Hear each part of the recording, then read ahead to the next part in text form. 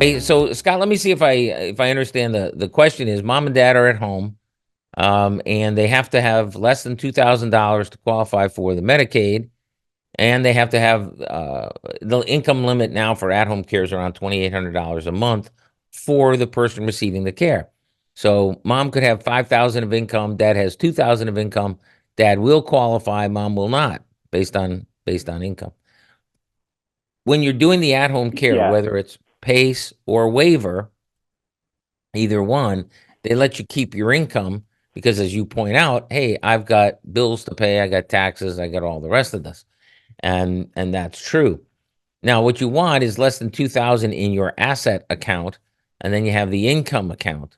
And generally speaking, because you're spending that money on the taxes, the utilities, the upkeep, the all the rest of it, then you're going to be fine. It's just during that application period, though, you've got to be down to the $2,000. Does that make sense? it Um, makes sense. So they don't, after the application's over with, they're not going to take it when you start getting up around, $2,000 to $3,000 because you have pending bills. They're not going to come back and bite you. that's right. That's right. That's right.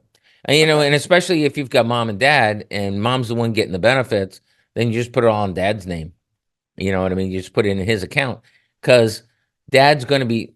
The thing is, once they approve you for Medicaid, before they approve you for the Medicaid, a married couple is viewed as an asset control group of two, a fiscal group of two. They count you both together. But once you've been approved, even though this doesn't legally happen until the next year, 13 months later, but as a practical matter, they treat you as each an asset control group of one.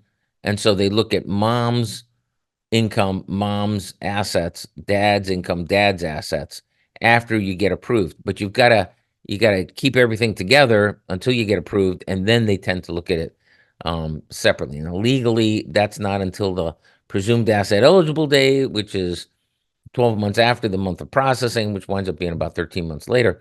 But the point is, um, you're gonna be okay.